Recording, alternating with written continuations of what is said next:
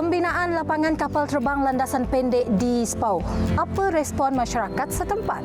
Amat teruja lah dengan ada airport di kawasan Sepau. Kalau ada airport, orang pun dapat datang, memang dapat maju lah. Banyak orang ada tanam buah-buahan macam-macam lah. Kalau ada sana, boleh dia orang hantar pergi jauh.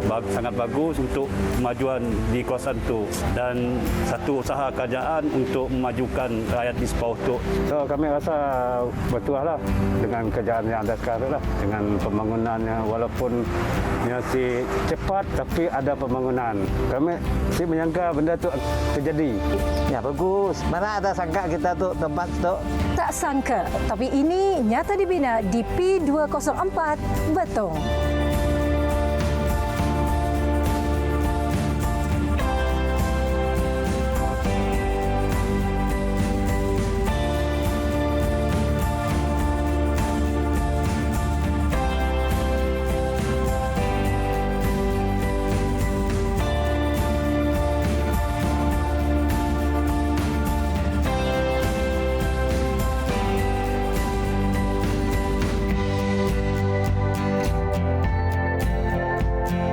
Parlimen Betong sejak 1986 pernah diwakili oleh Timbalan Premier Sarawak iaitu Datuk Amar Douglas Uga Embas selama 7 penggal.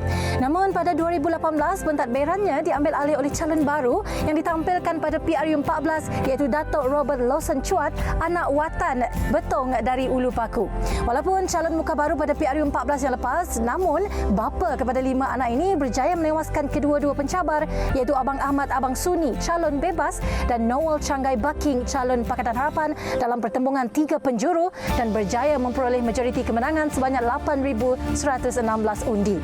Datuk Robert Lawson ini, untuk pengetahuan anda, pernah mewakili Dun Bukit Saban selama 2 penggal bermula 2006 dan beliau pastinya bukan figura yang asing lagi dalam kalangan penduduk di kawasan apabila dipilih sebagai ahli Parlimen Betong pada PRU 14.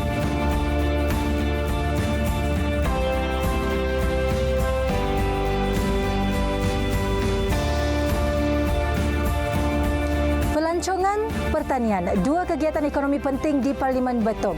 Tarikan alam semula jadi serta peninggalan sejarah seperti kubu misteri pahlawan rentap di Bukit Sadok antara aktiviti ekopelancongan yang dapat diterokai di kawasan ini. Manakala kegiatan pertanian pula dapat dilihat daripada kesuburan tanah di kawasan yang menjadikan ia antara pusat pengeluaran makanan di Sarawak dan berpotensi dikembangkan dengan pertanian moden.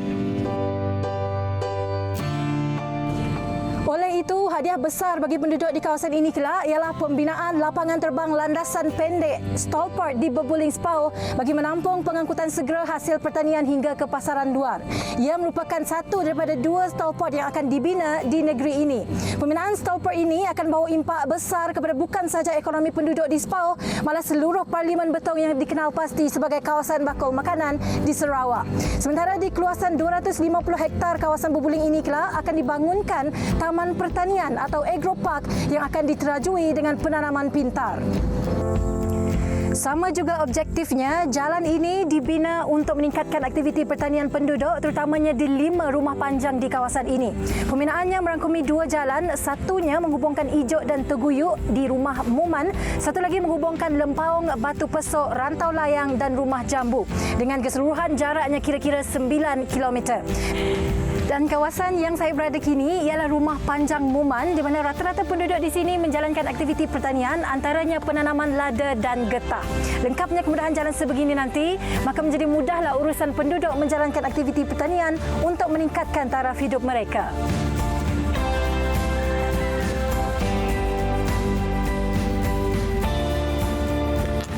Manakala penduduk di Pekan Sepau dan sekitarnya sudah boleh menggunakan kemudahan Kompleks Sukan Sepau yang dianggarkan dibuka sekitar pertengahan 2022.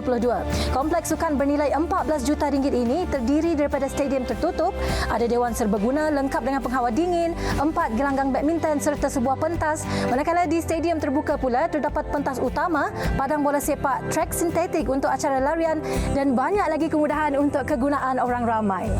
Sedikit masa lagi, Parlimen Betong yang merangkumi Dun Saribas, Dun Layar dan Dun Bukit Saban ini akan menyaksikan lebih banyak kedatangan pengunjung, terutama apabila jajaran semula lebuh raya pesisir Sarawak yang dibina dari Saka Betong ke Sepauh ini siap kelak. Projek bernilai 116 juta ringgit ini bakal merancakkan lagi pembangunan di Parlimen Betong yang dikenal pasti sebagai kawasan bakul makanan di Sarawak.